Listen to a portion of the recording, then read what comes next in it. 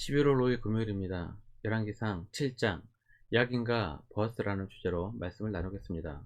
먼저 기도로 시작하신 후 성경을 1, 2, 3일 바랍니다. 꾸준한 영성을 여는 당신의 인생을 변화시킵니다. 말씀 다 묵상하셨습니까?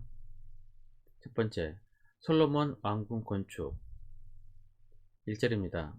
솔로몬이 자기의 왕궁을 13년 동안 건축하여 그 전부를 준공하니라. 열왕기상 5장에서 8장까지는 성전 건축에 대한 내용입니다.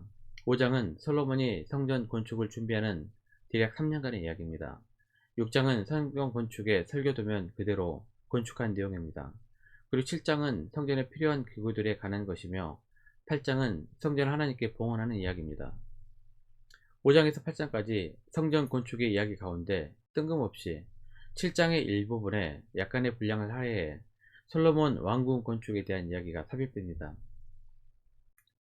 솔로몬 왕궁 건축은 성전 건축과 별도로 기록이 될 텐데 굳이 성전 건축 이야기에 맥락 없이 삽입한 것은 어떤 의도가 있었을 것이라는 생각이 듭니다.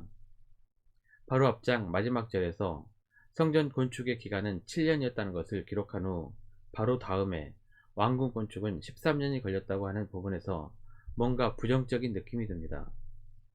솔로몬 왕궁은 레바논 벽향목으로 만든 왕궁과 솔로몬이 거처할 왕궁, 그리고 바로의 딸을 위한 왕궁 총 3개의 건물로 이어져 있습니다. 이 규모가 성전의 규모보다 대략 4배쯤 큽니다. 성경을 읽는 독자는 성전보다 왕궁에 더 많은 재정과 시간이 들었네 라는 생각을 하게 됩니다. 솔로몬이 앞으로 물질이나 돈에 집착할 수도 있다는 복선으로 느껴집니다.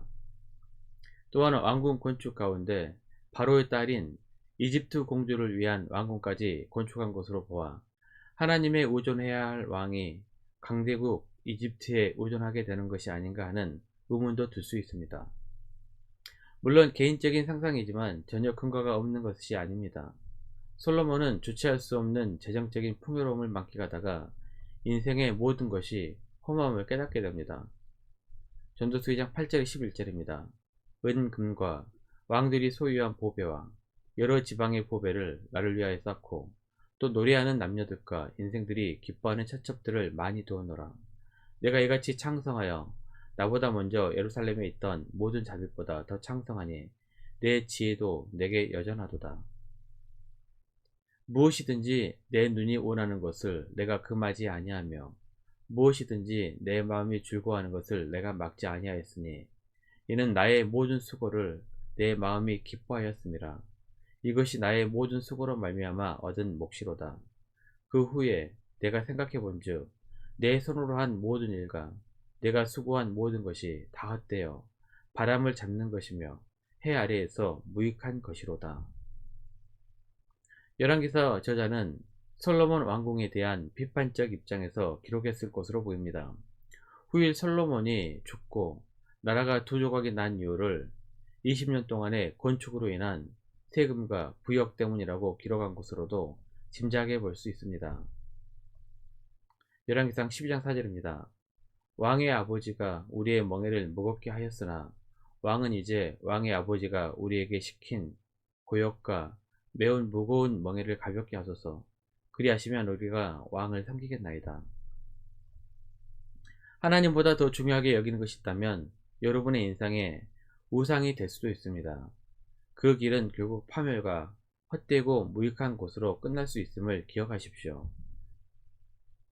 두 번째, 야긴과 보아스 13, 14절입니다. 솔로몬 왕이 사람을 보내어 히람을 두로에서 데려오니 그는 납달리 지파 과부의 아들이요 그의 아버지는 두로 사람이니 롯의 대장장이라. 이 히람은 모든 롯 일에 지혜와 총명과 재능을 구비한 자이더니 솔로몬 왕에게 와서 그 모든 공사를 하니라. 솔로몬은 두로 왕 히람에게 롯의 장인을 추천받았습니다. 왕과 이름이 같은 히람은 두로 출신의 아버지와 이스라엘 납달리 지파의 어머니 사이에서 태어나 롯에 가난한 최고의 실력자였습니다. 지도자는 능력이 있는 자를 들어 사용해야 합니다. 믿는 자라고 얼렁뚱땅 일하는 사람을 쓸 수는 없는 노릇입니다. 반대로 이방인이라고 또 혼혈이라고 색안경을 끼고 무조건 무시해서는 안됩니다. 당대 최고의 넛의 실력자 히람은 성전 앞에 세워진 놋 2개의 기둥과 성전에서 사용될 수많은 기구들을 만듭니다. 히람에게도 영광이었을 것이고 성전의 기둥과 기구들도 완벽하게 제작됩니다. 21절입니다. 이 2기둥을 성전의 주랑 앞에 세우되 오른쪽 기둥을 세우고 그 이름을 야긴이라고 하고 왼쪽의 기둥을 세우고 그 이름을 보아스라 하였으며, 놋으로 만든 작품 중 최고의 작품은 성전 문 앞에 세워진 2개의 기둥입니다. 이 기둥은 건축물을 바치기 위해서 세운 것이 아닙니다. 외적인 아름다움과 품위 그리고 기념의 의미를 담고 있는 기둥이었습니다. 성전을 건축한 후 2개의 기둥에 다윗과 솔로몬의 이름을 하나씩 새길 수도 있었을 것입니다. 하지만 솔로몬은 그렇게 하지 않고 오른쪽은 야긴, 왼쪽은 보아스라고 새겼습니다. 야긴의 뜻은 저가 세우리라 입니다. 이는 곧 하나님께서 견고하게 하신다는 뜻입니다. 하나님께서 세우실 때 비로소 이스라엘은 평화와 안정을 누릴 수 있음을 의미합니다. 마태복음 16장 18절입니다. 또 내가 내게 이르노니 너는 베드로라. 내가 이 반석 위에 내 교회를 세우리니 음부의 권세가 이기지 못하리라. 예수님께서 교회를 반석 위에 세우셨습니다. 어떠한 악한 세력도 교회를 흔들 수 없을 것입니다. 주님께서 세우셨기 때문입니다. 보아스의 뜻은 그 안에 능력이 있다입니다. 즉 하나님께서 나의 능력이 되시고 힘이 되신다는 의미입니다. 시편 18편 1절 2절입니다. 나의 힘이신 여호와여, 내가 주를 사랑하나이다. 여호와는 나의 반석이시요 나의 요새시요 나를 건지시는 이시요 나의 하나님이시요 내가 그 안에 피할 나의 바위시요 나의 방패시요 나의 구원의 뿌리시요 나의 산성이시로다. 성전에 들어오는 모든 사람은 하나님의 능력으로 세우심을 받게 될 것입니다. 교회에는 눈에 보이지 않는 2개의 기둥이 있습니다. 야긴과 보아스입니다. 교회에 모여 예배할 때마다 하나님께서는 나의 능력이 되시며 내가 공부할 때 나를 도우시고 세우시는 분이심을 늘 기억하십시오. 말씀 요약합니다. 첫 번째, 하나님보다 더 중요하게 여기는 것이 있다면 여러분의 인생의 우상이 될 수도 있습니다. 그 길은 결국 파멸과 헛되고 무익한 곳으로 끝날 수 있음을 기억하십시오. 두 번째, 교회에 모여 예배할 때마다 하나님께서는 나의 능력이 되시며 내가 공부할 때 나를 도우시고 세우시는 분이심을 늘 기억하십시오. 주님께서 모든 예배마다 하나님의 능력으로 우리를 세우실 것입니다. 1년 성경 일독 주간 계획입니다. 오늘은 금요일 요한복음 16장에서 20장까지 말씀 천천히 묵상하십시오.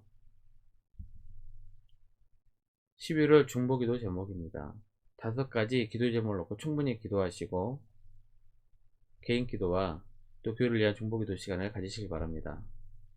가정에서 기도하시기 힘드신 분들은 교회 나오셔서 주중 기도의 시간을 이용하시면 됩니다. 새벽 6시부터 밤 10시까지입니다. 편하신 시간에 정기적으로 나와서 충분히 기도하십시오. 하루 30분씩 최선을 다하시기 바랍니다. 그러면 여러분의 삶이 변화될 것입니다. 영상을 다 보신 분들은 확인 문자를 보내시거나 유튜브에 댓글로 달아주시면 정기적인 영성 훈련에 도움이 될 것입니다. 오늘 하루도 승리하시기를 기도합니다.